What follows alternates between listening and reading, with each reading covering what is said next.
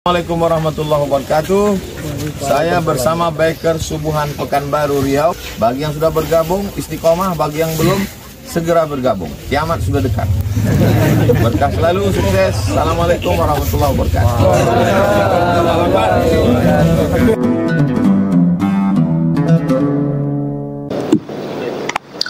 Qala al-Imam Muhyiddin Abu Zakaria Yahya bin Syaraf An-Nawawi fi kitabih Riyadhis Shalihin min kalami Sayyidil Mursalin nafa'anallahu bi'ulumihi fid dharain. Imam An-Nawawi berkata dalam kitab Riyadhis Shalihin, semoga ilmunya bermanfaat untuk kita dunia akhirat. Bihi wa ilaihi, dengan sanadnya, hadis 376 dari Abu Hurairah radhiyallahu anhu dari Nabi Muhammad sallallahu alaihi wasallam. Sudah kita bahas dalam pertemuan yang lalu. Yang pertama, imamun adil.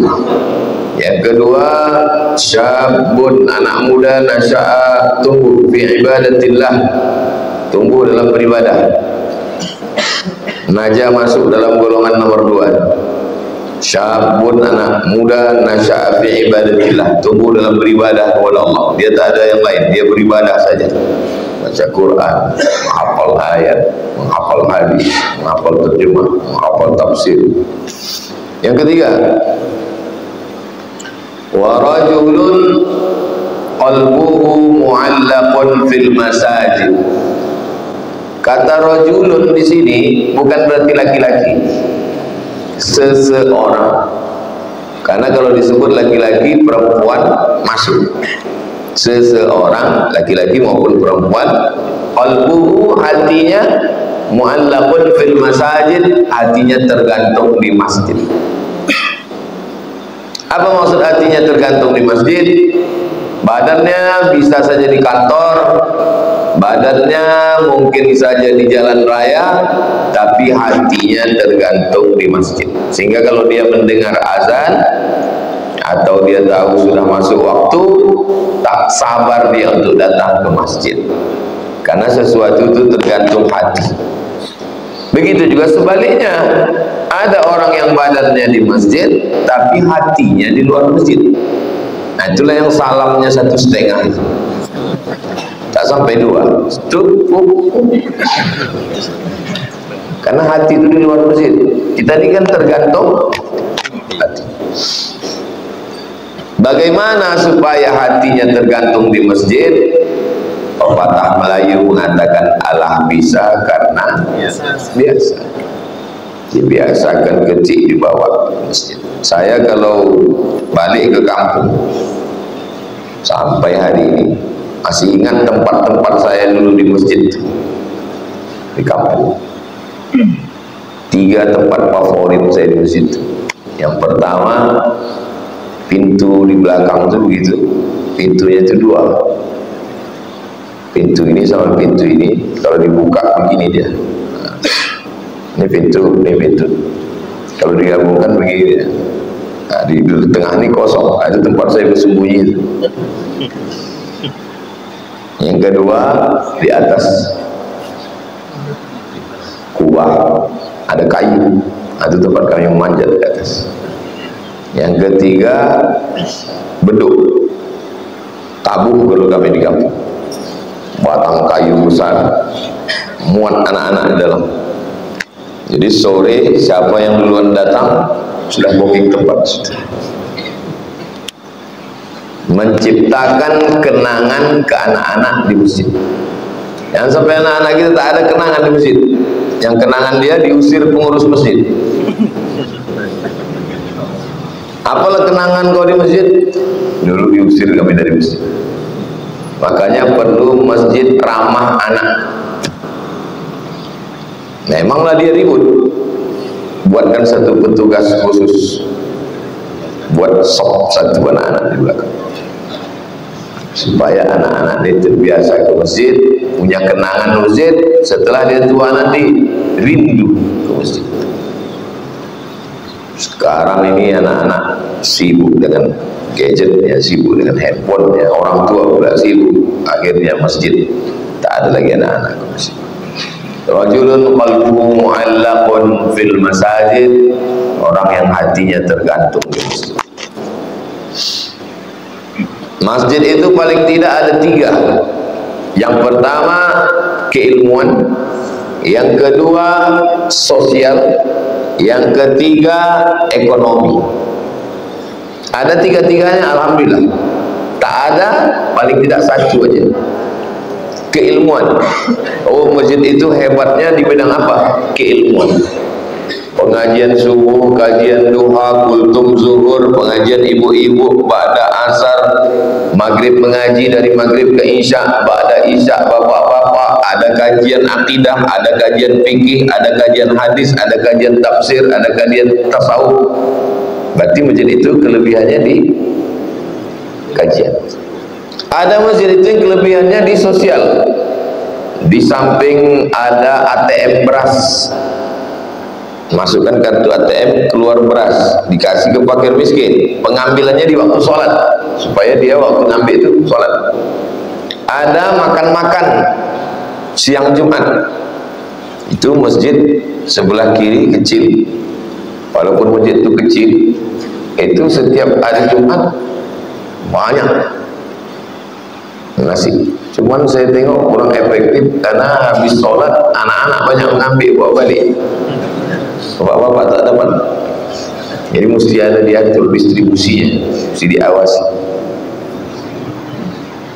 Yang ketiga, ini masjid yang paling hebat, masjid preneurship. Masjid yang bisa mendatangkan income. Jadi ada masjid yang bekerja sama dengan BSI, Bank Syariah Indonesia, memberikan modal UMKM.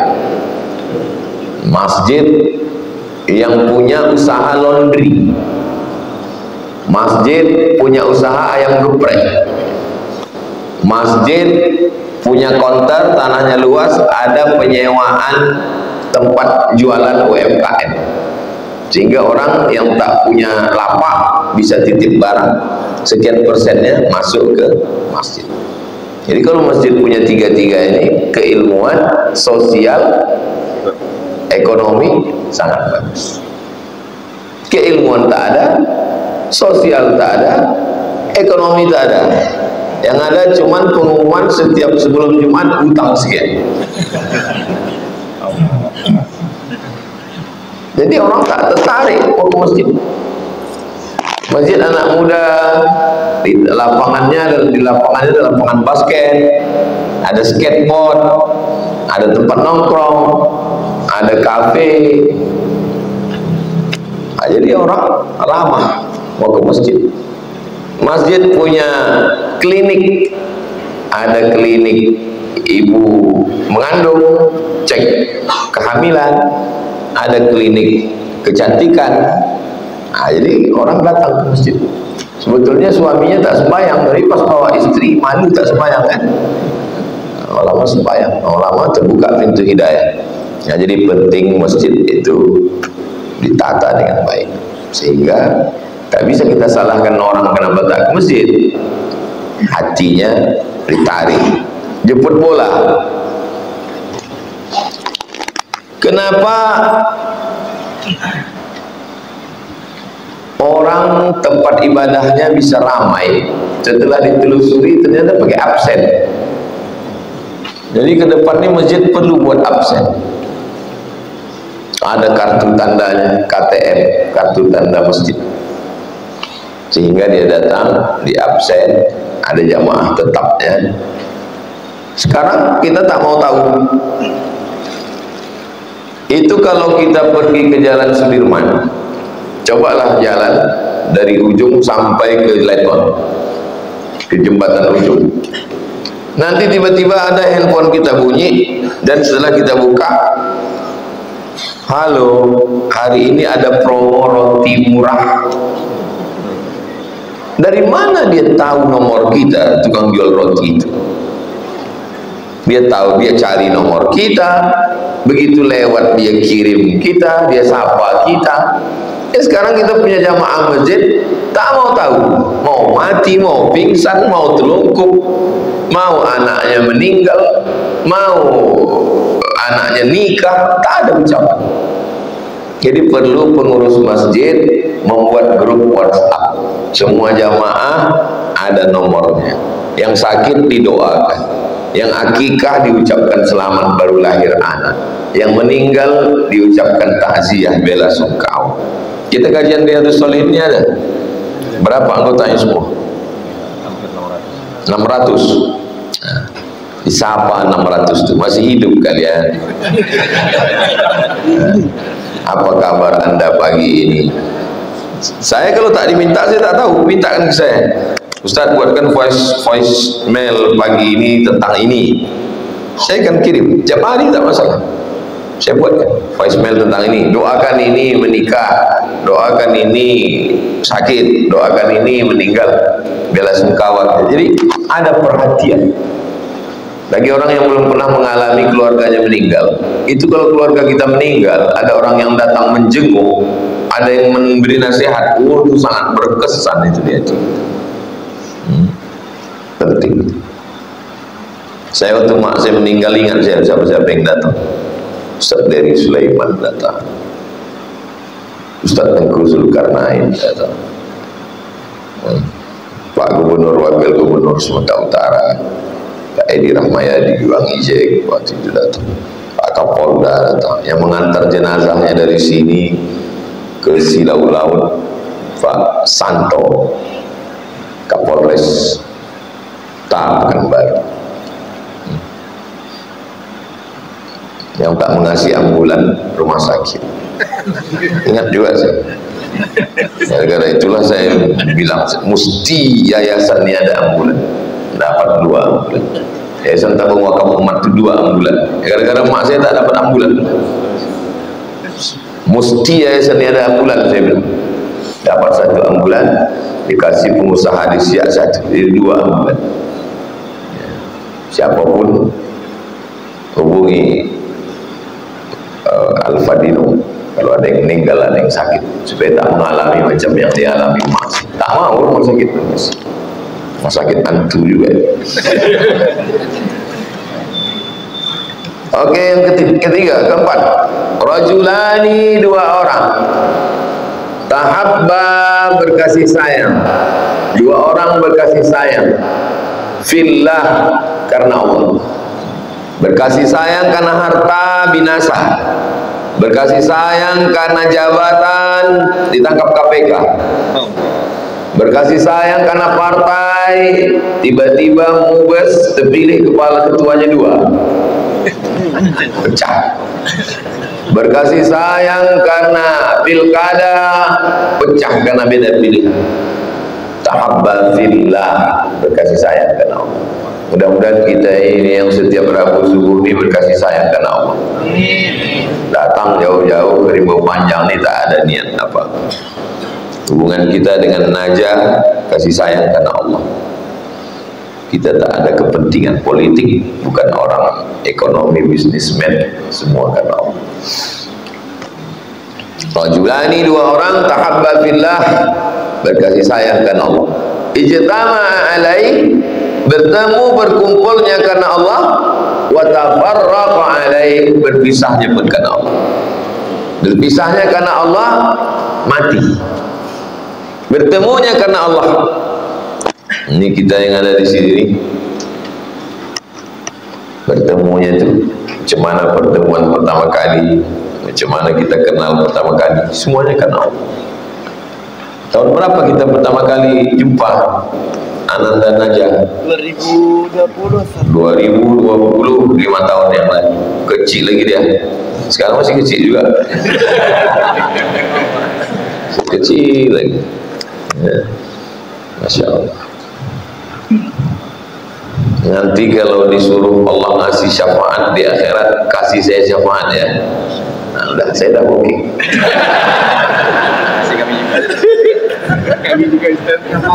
Yang lain nggak tahu lah. Penting selamatkan diri duluan kan. Oke, yang kelima, warajulun, ada seseorang, da'atshu imra'atun, diajak oleh seorang perempuan. Perempuan ini zatu mansibin, punya jabatan, direktur, pejabat, bukan perempuan biasa. Ada seorang perempuan ini punya mansib, punya jabatan, punya kedudukan, wa jamalin, cantik. Ada punya jabatan tak cantik, ada cantik tak punya jabatan. Ada yang lebih parah, tak usah lagi kita sebutkan. Ada perempuan punya jabatan, cantik, mengajak dia untuk bermaksiat. Apa jawab dia? Faqala inni akhafullah, aku takut kepada Allah. Berat ini. Saya Pak Ustaz sampai sekarang belum ada buat maksiat karena nggak ada yang ngajak. Ini ceritanya tentang apa ini? Ceritanya tentang orang yang dapat naungan di bawah arsy. Makhluk terbesar ciptaan Allah namanya arsy. Ada video di internet, jamaahnya nanya, Ustaz, arsy itu apakah ciptaan Allah? Kata Ustaznya nggak tahu. Semua yang selain Allah itu makhluk. Semua yang selain Allah makhluk. Makhluk artinya diciptakan. Yang ada itu cuma Khalik, Allah dengan makhluk. Jadi kalau aras tak tahu aras, berarti rusak tauhid. Berarti ada dua Khalik. Karena duanya gendangnya. Kalau tidak makhluk, Khalik, nggak ada makhluk ketiga, nggak ada jenis ketiga. Jadi masih wallahu makhluk, semua yang selain Allah makhluk, diciptakan dia. Jadi aras itu makhluk, diciptakan. Jadi kalau aras itu tidak diciptakan, berarti dia Khalik, berarti ada dua yang kekal, rusak tauhid. La ilaha illallah. Aras itu makhluk ciptaan Allah, tapi bukan tempat Allah, karena Allah tak bertempat. Kalau Allah bertempat berarti sama dia macam kita. Walam yakul lahu kufuwan ahad. Lalu untuk apa Allah menciptakan aras? Allah menciptakan aras mau memberitahu bahwa dia maha kuasa.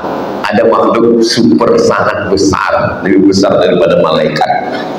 Malaikat itu sebesar apa? Malaikat itu kalau Jibril itu kalau diletakkannya sayapnya di ujung dunia sana, yang satu lagi di ujung sana. Aras itu miliaran kali lagi lebih besar daripada Jibril. Makanya malaikat Jibril tak pernah menunjukkan bentuk aslinya di dunia. Waktu dia datang ketemu dengan Nabi, dipeluknya Nabi, bukan bentuk asli. Iqra bismi rabbikal ladzi khalaq. Waktu pulang, tiba-tiba Nabi menengok dia duduk di atas singgasana dari antara langit dan bumi. Pernah juga dia datang dalam bentuk manusia, bertanya tentang iman, Islam, ihsan, tanda hari kiamat. Baru nampak dalam bentuk aslinya, laqad ra'ahu nazlatan ukhra 'inda sidratil muntaha, waktu Isra Mi'raj. Makhluk lebih besar lagi, arsy. Dan ada orang yang bernaung di bawah arsy, tak kepanasan dia. Pemimpin yang adil, anak muda yang tumbuh dalam ibadah kepada Allah, orang yang hatinya tergantung di masjid, dua orang yang berkasih sayang karena Allah, seorang yang diajak melakukan maksiat tapi dia bisa menjawab inni akhaf. 6. Rajulun, seseorang tasaddaqa, bersedekah, bi sadaqatin, seseorang bersedekah, fa'akhfaha, disembunyikannya sedekah, hatta la ta'lama shimaluh, sampai tangan kirinya, shimal, tangan kirinya tak tahu, ma tunfiq yaminuh, apa yang disedekahkan oleh tangan. Tapi jangan gara-gara ini setiap sedekah tangan kiri masuk kantong terus, bukan itu maksudnya. Yang paling dekat dengan badan kita ini kan, yang paling dekat dengan tangan ini ya tangan. Sampai tangan itu tak maksudnya dirahasiakan. Lalu kalau ada nanti jamaah yang nyumbang AC ke masjid, Masjid apa? Baitur Rahman. Iya, tak apa-apa. Tapi kalau bisa ada amal kita itu yang kita sembunyikan, hidden file. Jangan semua amal kita itu tahu orang, takutnya rusak semua. Ada beberapa yang kita sembunyikan, hanya kita dengan Allah saja yang tahu. Takut kita riak, takut rusak. Tapi perlu disebut untuk meninggal. Saya sebut tentang duit YouTube selalu saya ulang, saya sebut. Kalau tidak nanti fitnah orang saya masalah YouTube ini. Untuk menolak fitnah belum sebut. Tapi ada beberapa amal kita yang kita simpan sebagai persiapan kita menghadap Allah. Mudah-mudahan Allah bersihkan hati kita. Yang ketujuh, rajulun, seseorang zakarallah, berzikir mengingat Allah, khalian, sunyi, sepi, fafadat ainahu, meleleh air mata. Ini menunjukkan zikir ada dua. Idza dzakarani fi nafsihi, kalau dia berzikir mengingat aku sendirian, zakartuhu fi nafsi, ku ingat pula dia sendirian, kata Allah. Ini zikir sir, zikir khafi sendirian. Tapi ada zikir yang jahar rame-rame. Idza dzakarani fi mala'in, kalau dia berzikir mengingat aku ramai-ramai, zakartuhu fi mala'in, aku pun menyebut dia dalam majlis yang lebih ramai, Allah bersama para malaikat. Jadi kalau ada orang mengatakan zikir itu sendiri-sendiri, betul. Tapi zikir beramai-ramai juga ada. Zikir sendiri tadi malam tahajud sendiri. Zikir beramai-ramai, nih selesai sholat. Afdalul dzikri fa'lam anna la ilaha illallah, dihitung. Oke, disediakan hitung 100. Mana dalil zikir 100? Mana? Hadis Nabi. Siapa yang mengucapkan la ilaha illallah la syarika lah, lahul mulku wa lahul hamdu yuhyi wa yumiitu wa huwa ala kulli syai'in qadir, 100 marrah, 100 kali. Mana dalil istighfar 100? Hadis. Wallahi inni la astaghfiru ila rabbi wa atubu ilaihi 100 marrah fil yawmi wal lail. Jadi penetapan angka itu ada hadisnya. Mana dalil guru menyuruh zikir la ilaha illallah subhanallah 1000 kali? Ada. Perbuatan Abu Hurairah dibuatnya simpul tadi. Tadi disimpulnya sebanyak 1000 simpul. Baru sebelum tidur simpul itu untuk habis 1000 simpul baru tidur. Ada. Kalau bid'ah membuat 1000 simpul, masuk neraka lah Abu Hurairah. Karena konsekuensi dari bid'ah itu 3. Bid'ah, dhalalah, fitnah. Abu Hurairah berani memasukkan Abu Hurairah ke neraka. Kalau Abdul Somad nggak apa-apa. Saya berapa kali dimasukkan orang ke neraka? Sering kali, berjam hari. Tapi sahabat Nabi jangan coba-coba, karena mengingkari sahabat Nabi itu bisa kafir. Karena sahabat Nabi itu disebut dalam Al-Quran, as-sabiquna al-awwaluna minal muhajirin wal ansar, mereka yang dulu masuk Islam dari kalangan muhajirin dan ansar. Abu Hurairah masuk muhajirin, dia hijrah, dia dari Madinah datang dia ke Makkah. Tahun ke-7 datang dia ke Madinah, masuk Islam tahun ke-7. Mereka itu radhiyallahu anhu wa radu'an, radhiyallahu anhu, Allah meridhoinya. Maka saya menyebut namanya Abu Bakar Siddiq radhiyallahu anhu, Abu Hurairah yang meriwayatkan hadis kita subuh ini radhiyallahu anhu. Rajulun zakarallaha, orang yang menyebut. Zikir itu di mana letaknya zikir itu? La ilaha illallah, yang mana yang berzikir itu? Ala bi dzikrillahi tatma'innul qulub.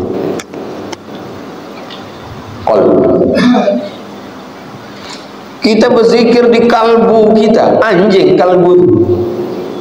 Kalbu kan anjing. Jantung. Di dalam jantung, cobalah potong ayam. habis motong ayam, belah jantung, ada darah hitamnya di dalam jantung. Kenapa dia dibilang jantung? Ya bentuknya macam jantung, ini disebut dia dengan jantung. Bedanya satu jantung pisang, satu jantung ayam, belah jantung.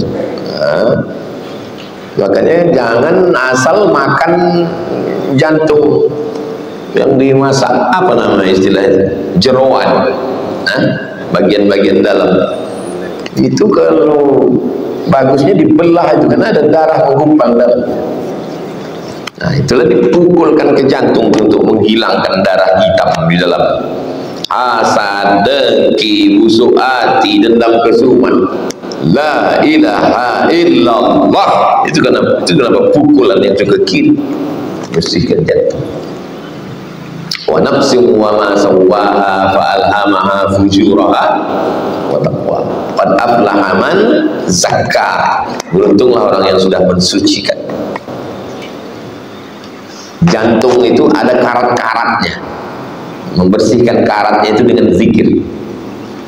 Ada orang zikirnya astagfirullah, astagfirullahaladzim, astagfirullahaladzim, bagus, tak salah.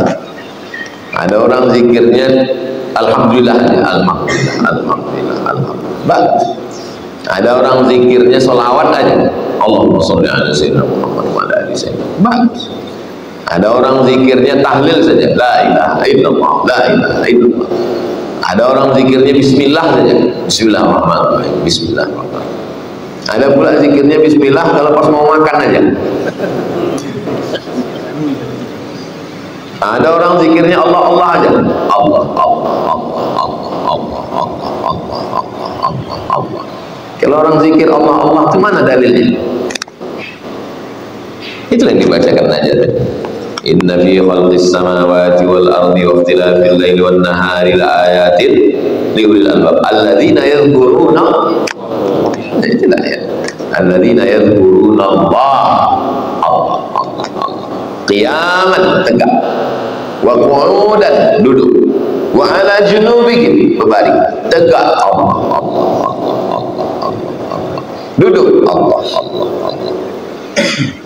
Apalah kerja orang tarekat itu, bos? Tarekat artinya bahasa Arab thariqah, bahasa Inggrisnya method, tulisannya metode, cara bacanya method, bahasa kitanya cara berzikir. Thariqah artinya cara berzikir. Jadi dibuatkan pelatihan, seminim-minimnya pelatihannya itu 10 hari. Itulah suluk itu. Suluk bid'ah.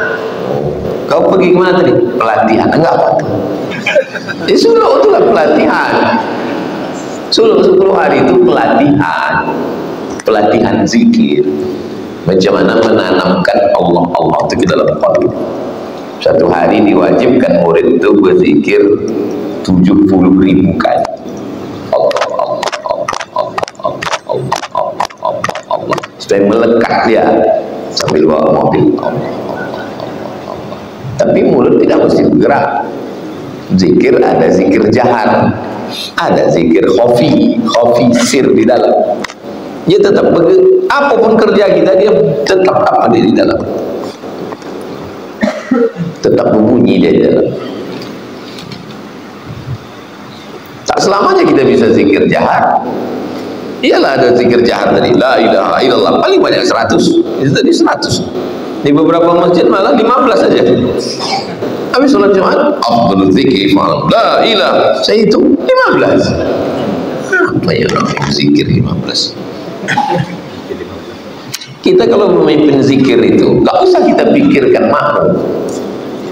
Saya yakin 15 ini dipikirnya, udah dengarnya suara kayaknya udah pulang. Jangan kita pikirkan makmum. Kita kalau berzikir itu kita pikiran kita dengan Allah. Kalau kita pikirkan makmum, dalam hati kita, aduh gak enak nih orang ini belum makan siang, aduh gak enak nih panjang kali ini. Enggak, kau usah pikirkan dia. Itu kan kita pikirkan kita semua Allah. La ilaha illallah, la ilaha illallah, la ilaha illallah. Tapi tak selamanya kita bisa zikir jahat. Pegawai-pegawai yang di kantor, datang orang mau ngurus, Bu, gimana STNK BPKB saya? La ilaha illallah. Gilo banyak kok. Jadi kalau pas lagi kerja, pas lagi dia tetap di dalam itu tetap dia Allah. Itu maka zikir. Saya penasaran. Saya tengok saya kan ke Pasir Pangarayan Islamic Center 2010. Saya tengok itu cepat kali tasbihnya. Apa yang dibaca orang cepat kali. Saya tengok yang pelipah yang tua-tua. Apa yang dibaca? Rupanya zikirnya Allah. Itu maka orang tua di sana tak banyak cakap. Itulah awal saya tertarik dengan tarekat itu gara-gara tengok orang-orang tua-tua, banyak orang tua-tua di Rogol nggak bercakap, zikir. Bapak orang mana? Simpangku. Sedikit. Berapa umur bapak? 70. Terus kita pun segan. Kita semakin tua, makin banyak cakap. Pernahlah saya acara di kantor. Ada satu bapak-bapak tokoh masyarakat Riau. Panitia itu sudah begini sudah, nggak berani menyuruh dia berhenti. Dia bercakap. Saya menghitung cakapnya sudah 3 kali sudah diulang. Panitia itu tak ada yang berani nyuruh dia berhenti. Saya pun nggak berani juga. Dia tokoh masyarakat. Iya dalam hati saya apa berhenti. Disitulah dalam hati saya, aku kalau bisa tua, aku besok jangan macam ini. Kalau bisa di hari tua, biarlah macam orang tua-tua di pasir di laut.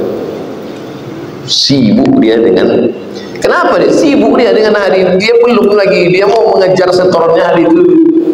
Saya tanya, kelipah satu hari berapa kali paling sedikit berzikir? 5.000. 5.000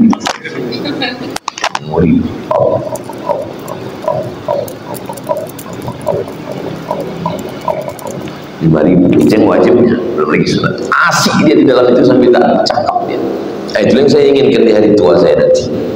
Makanya jangan heran antum nanti kalau panjang umur kita, antum datang, antum apa kan antum macam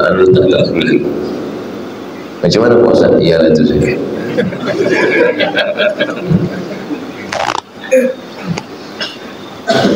Bapak dan ainan meleleh air mata.